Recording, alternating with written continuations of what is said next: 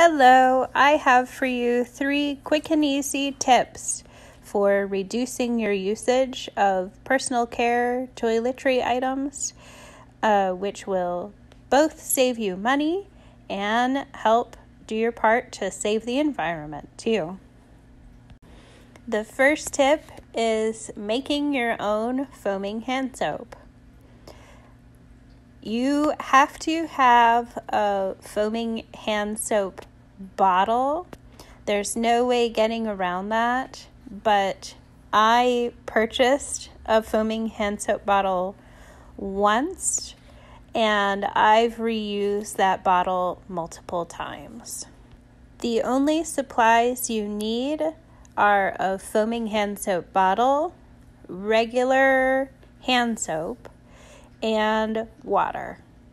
When it's time to refill your foaming hand soap bottle, you're going to fill it 1/4 of the way full with hand soap.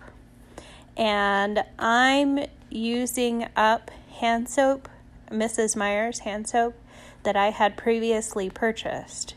So they're in individual plastic bottles, but it's way more eco-conscious and friendly to purchase either hand soap refills that come in plastic bags, or they can also come even in paper milk cartons as well. Since you're adding in soap, you don't have to stick with one scent of soap. You can be creative if you want to and do half of one kind or one scent and half of another and create your own combinations. For example, this was born out of necessity because I only had a little bit of lilac Mrs. Meyer's left, and then I did the rest peony, and it smelled really, really good. So be creative with this and have fun. Once you have your container 1/4 of the way full of hand soap, pour in water until the bottle is 3/4 of the way full. And I just use regular tap water for this because the soap is going to keep it hygienic.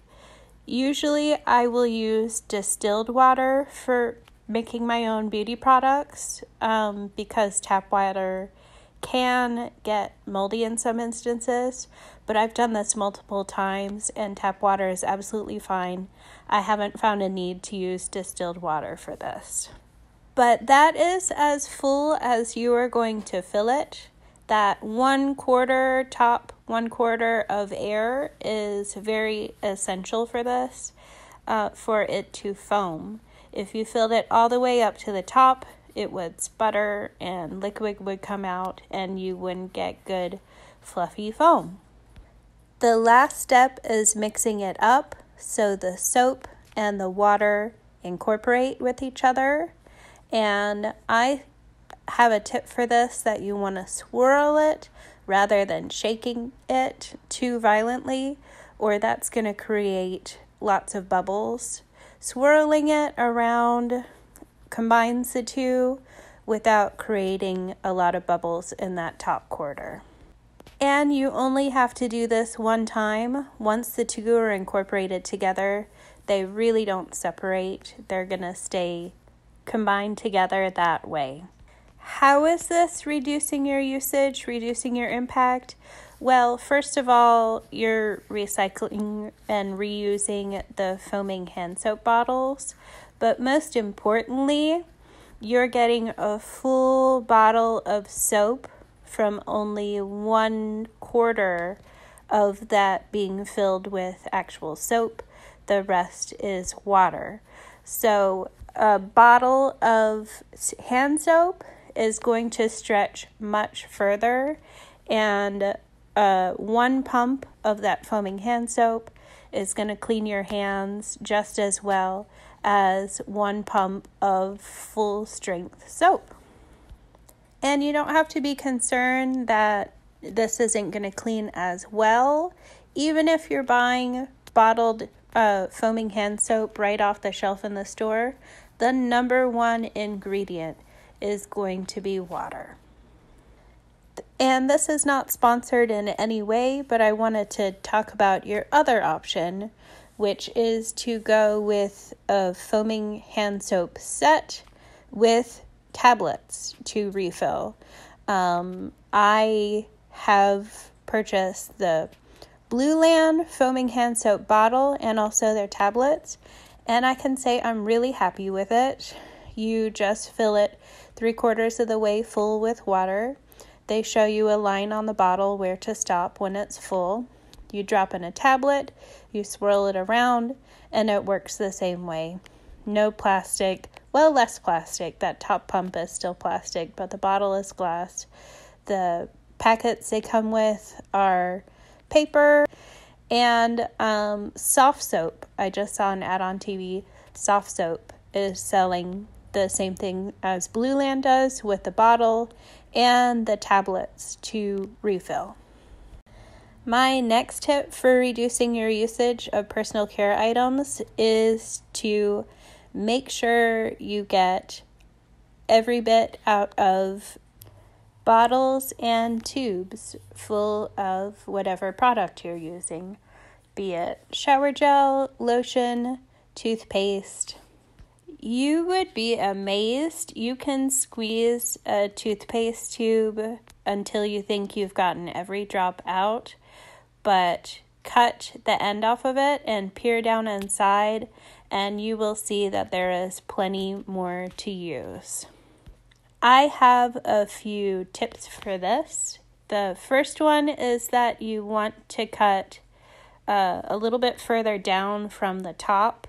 You don't want to cut that top off too short, because you can slide that top back over the tube and use it as a cap to keep the insides dry and to keep it from squirting out when you aren't using it. My next tip is that you want to cut that product open at a time when you are wanting to use that. So cut open a toothpaste tube when it's time for you to brush your teeth, because there's going to be some that comes out in the process of cutting it from the top where the cut is made. So make sure you're ready to use that product that comes out when you cut it. And another tip for this is that you don't have to cut just once and scrape up your fingers as you're reaching down inside to try and get the lotion down at the very bottom. As you clear off the walls of the container or the tube, you can cut down further, so it's easier to reach inside and get all the way down to the bottom.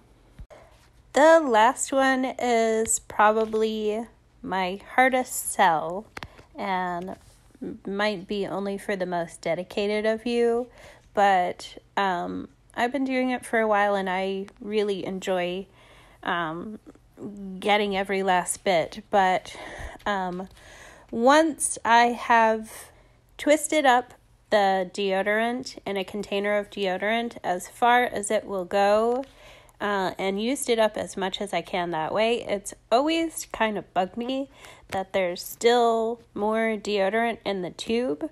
So what I started doing is I will clean out the tube into a little glass pot that previous deodorant came in that I used up.